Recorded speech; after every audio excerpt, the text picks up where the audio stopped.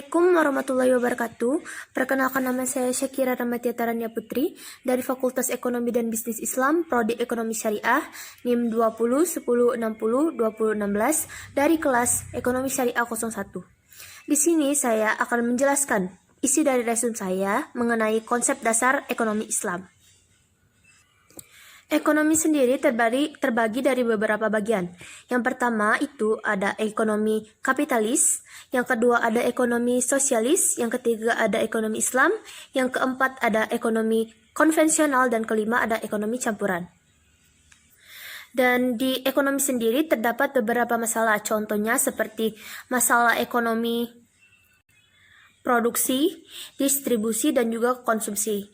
Dan juga terdapat masalah umum seperti kemiskinan individual dan kemiskinan negara. Dan di dalam ekonomi Islam terdapat beberapa asas dan kaidah, yaitu 1.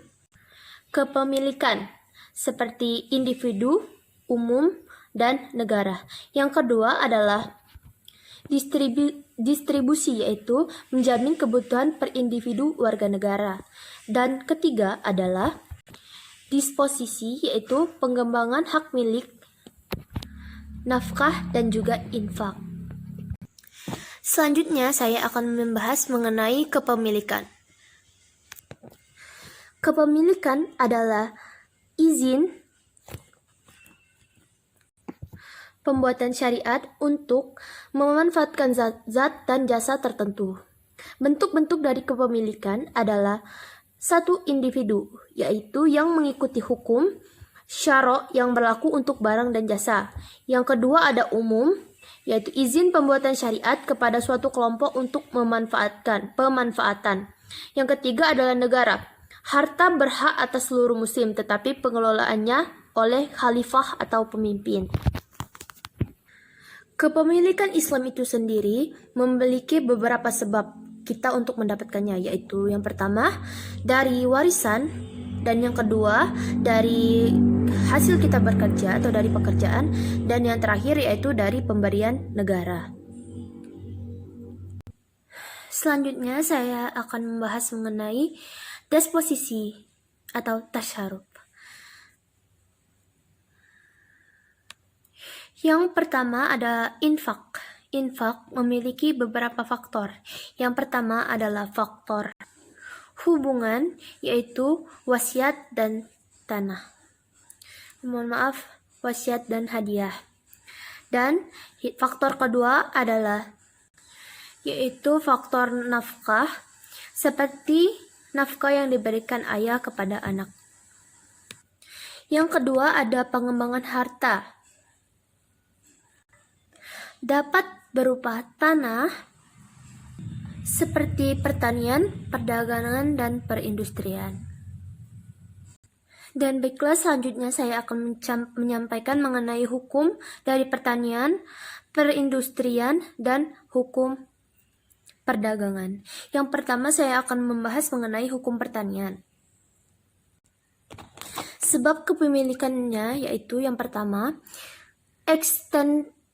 ekstensifikasi tanah pertanian, yaitu pembelian lahan, memagari, menghidupi tanah mati, dan pemberian negara pada petani.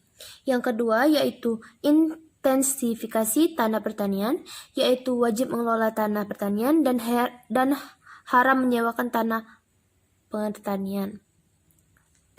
Selanjutnya saya akan membahas mengenai hukum perindustrian, yaitu hukum pabrik atau kilang mengikuti hukum barang yang diproduksinya. Selanjutnya saya akan membahas mengenai hukum perdagangan. Nah, di perdagangan sendiri terdapat perdagangan domestik dan perdagangan luar negeri. Dan terdapat juga perdagangan halal dan haram. Contoh dari perdagangan halal adalah jual beli, salam, istisna, dan syarf. Ya, untuk contoh perdagangan haram yaitu riba, ghaban fahishi, tadlis, dan penimbunan. Dan di sini juga saya akan menambahkan hukum yaitu hukum syarikah. Dalam hukum syarikah ini terdapat dua akad, yaitu akad ijab dan akad kabul. Syarikah sendiri adalah akad antara dua orang atau lebih yang keduanya sepakat untuk melakukan kerjasama dalam bentuk kekayaan dengan tujuan untuk mencari keuntungan. Hukum syarikah sendiri sah apabila kedua belah pihak sepakat melakukan syarikah dalam urusan tertentu dalam objek akad barang dan jasa. Baiklah, itu tadi adalah penjelasan saya mengenai isi dari resume saya, yaitu tentang konsep dasar dalam ekonomi Islam. Terima kasih untuk sudah memperhatikan penjelasan saya. Semoga bermanfaat dan semoga kesalahan-kesalahan di video ini bisa dimaafkan. Terima kasih. Wassalamualaikum warahmatullahi wabarakatuh.